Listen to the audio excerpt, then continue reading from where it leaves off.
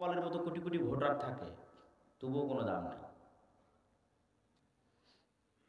Vote দেওয়াটা তো মূলত, বা ভোট চাওয়াটা তো মূলত গণতান্ত্রিক দেশে বসবাসরত মানুষের মনকে বুঝ দেওয়া। মানে আপনাকে বুঝ দেওয়া যে হ্যাঁ, তুমি দেশের শাসক আছো, বাহ, এই দেশ তুমি চালাচ্ছ, কিন্তু আসলে বাস্তবে আপনি কিছু না। যদি বাস্তবে আপনি কিছু হতেন, তাহলে অন্তত বড় বড় সিদ্ধান্ত নেওয়ার আগে সরকারেরা বলতো ঠিক আছে গণভোটের আয়োজন করা হোক, দেখি জনগণের পক্ষে আছে না নাই। কিন্তু গণভোটের আয়োজন করা হয় না।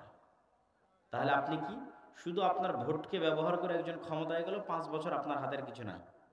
সে আপনার মন মতো করলেও সে আপনার নির্বাচিত প্রতিনিধি, আপনার মন মতো না করলেও সে আপনার নির্বাচিত প্রতিনিধি। তো এর চাইতে বড় জুলমের সিস্টেম পৃথিবীতে আর নাই, এবং এর চেয়ে বড় ধোকার সিস্টেম পৃথিবীতে নেই। এইটা যত বড় ধোকার সিস্টেম, যত সহজে মানুষকে এখানে ধোকা দেওয়া যায়। তো এরকম পঙ্গপালের মতো ভোটার থেকে তো লাভ নাই।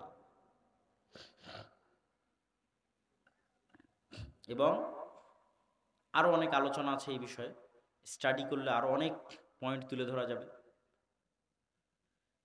এবং ডেমোক্রেসি, গণতন্ত্র, সোশ্যালিজম সমাজতন্ত্র, সেকুলারিজম ধর্মনিরপেক্ষ মতবাদ, লিবারালিজম ব্যক্তি স্বাধীনতা, এই যে মতবাদগুলো আছে পৃথিবীতে, ন্যাশনালিজম জাতীয়তাবাদ, এগুলো কি আল্লাহর লেখা কোরআন না ওহী? এগুলো কি কোরআন না ওহী? কিছুই না। তো যদি কোরআনও না হয়, ওহীও না হয়, তো গণতন্ত্রের এই যে গড বানিয়ে রাখা হয়েছে, এইটার দিকে আঙ্গুল তোলা যাবে না? যাবে না? যাবে না? যাবে। এটা কারো মতের পক্ষে যেতে পারে, কারো মতের পক্ষে নাও যেতে পারে, কিন্তু আঙ্গুল তোলা যাবে না, এটা তো অসম্ভব। এটা তো কোরআনও নয়, ওহীও নয়। সুতরাং ডেমোক্রেসি নিজেই ইটসেলফ যে একটা ইনজাস্টিস, এটা মানুষ আঙ্গুল উঠাইতে পারে, উঠাইতেই পারে। এটা নিয়ে গবেষণা স্টাডি হতেই পারে। সম্মানিত উপস্থিতি, মুসলমানেরা যতদিন মনে করবে যে তারা দুধের স্বাদ ঘোলেই মেটাবে, ততদিন এই ঝুলন্ত মূলার পিছনে ছুটতেই থাকবে। যেমন ইসলামিক ব্যাংকিং এর নামে দুধের স্বাদ ঘোলে মেটানো হচ্ছে, আর নিজের মনকে বুঝ দেওয়া হচ্ছে হ্যাঁ আমি ইসলামী অর্থনীতির সাথে সম্পৃক্ত আছি। ঠিক যতদিন মুসলমানেরা মনে করবে হ্যাঁ গণতন্ত্রের মাধ্যমে আমরা ইসলাম প্রতিষ্ঠা করে ফেলবো, তো এই ঝুলন্ত মূলার পেছনে ছুটতেই থাকবে আর দুধের স্বাদ ঘোলে মেটাতেই থাকবে। আর যেই দিন মনে করবে এখানে ফুল স্টপ দিয়ে দিলাম, ডাইরেক্ট ডেমোক্রেসির সিস্টেমকে আমি প্রশ্ন করব, ওই সিস্টেমের বিরুদ্ধে লড়াই করব, এতটুকু নিশ্চিত থাকেন অন্তত দুধের স্বাদ ঘোলে মেটানো যেহেতু বন্ধ হয়ে গেছে, তো একদম পিওর দুধের স্বাদের জন্য অন্তরে যেই তাড়াপ তৈরি হবে, অন্তরে যে আগ্রহ তৈরি হবে, যে চেষ্টা তৈরি হবে, ওই চেষ্টার ফলশ্রুতিতে একদিন না একদিন আপনি পিওর দুধের স্বাদ পেয়ে যাবেন ইনশাআল্লাহ।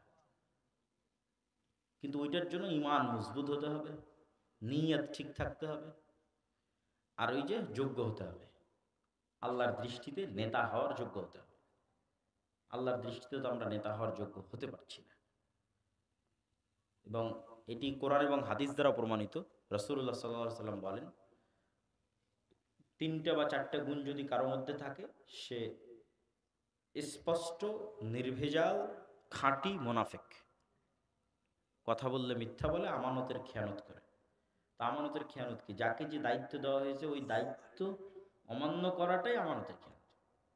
কোরআনে আল্লাহ বলেছেন, আল্লাহ তোমাদের আদেশ দিয়েছে আনতু আদ্দুল আমানাত ইলা আহলিহা, যাকে যে দায়িত্ব দেওয়া হয়েছে ওই দায়িত্ব যেন ঠিক মতো পালন করে, এটাই ন্যায়পরায়ণ।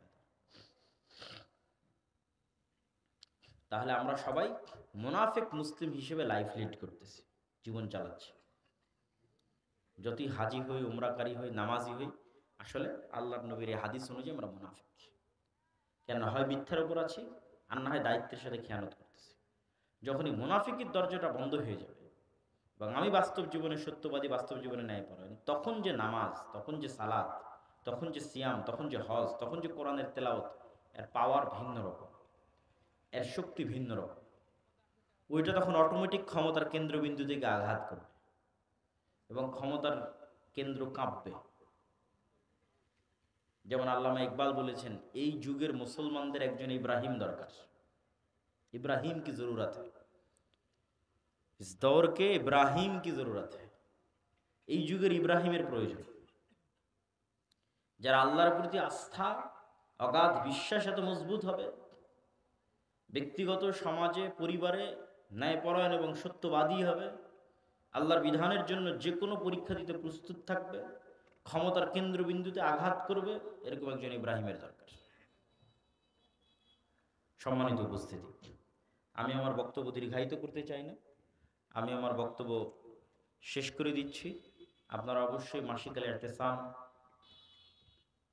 যে প্রতি মাসে প্রকাশিত হয় সেটির সাথে সম্পৃক্ত থাকবেন। দাওয়াইল আল্লাহর অধীনে যে মক্তবগুলো পরিচালিত হয় সেগুলোর সাথে সম্পৃক্ত থাকবেন